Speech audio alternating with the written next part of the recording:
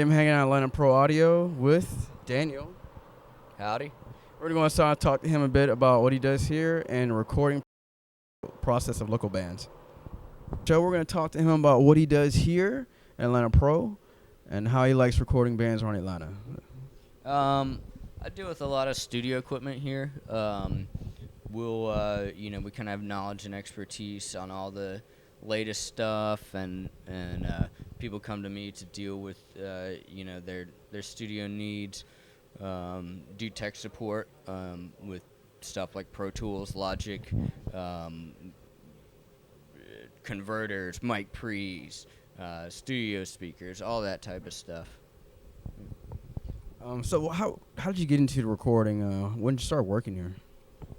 I started working here about 3 years ago, but I actually got into recording and playing in a band, and I wanted to record our first project myself, and bought a Mac.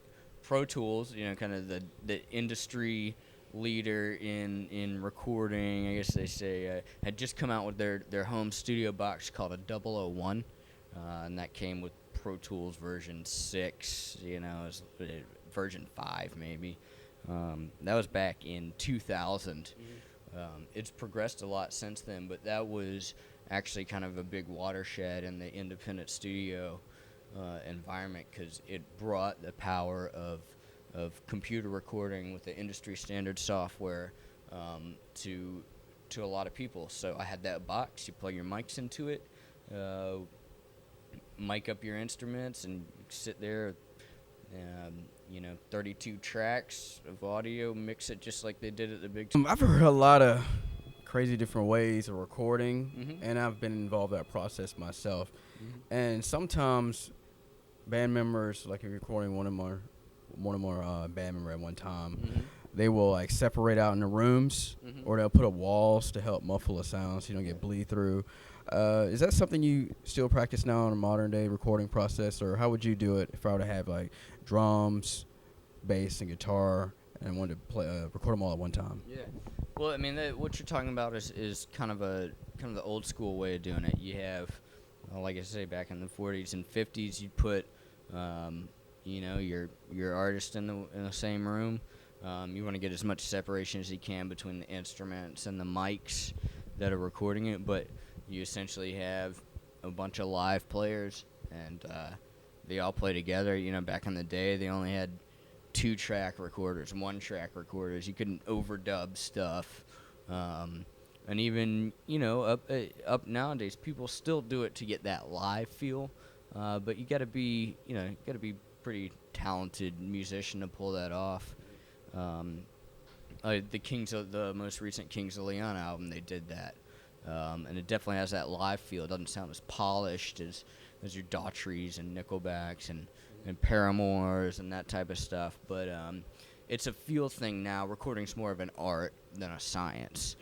So that's one way of recording, is to have everyone play together and mix it down. Most recording nowadays with rock stuff is done separately. So you have your drums play first, and then you have your bass play, guitars, keys, vocals, and multiple vocal takes going over. So a lot of overdubs. And the reason for that is because you get complete separation, nothing bleeding into anything else, but you also get a chance to scrutinize all the instruments being played, edit each one, really make sure everything's perfect. And I think that's the sound that's kind of driving the industry. Everything's perfect.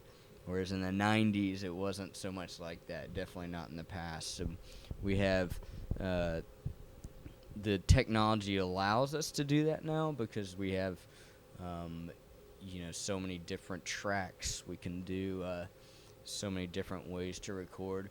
But I think that's a lot of times people don't realize that when they're listening to a CD, they're listening to a lot of work. I think most people outside the music industry envision it as band goes into the studio, sets up, engineer hits record, it's done. You mess with some faders on this big console, Right. and bam, there's your music. You know, it's a process. It's an art, and that's why I enjoy it, and a lot of people in this part of the industry enjoy it. It's not just hitting record. It's a whole process, and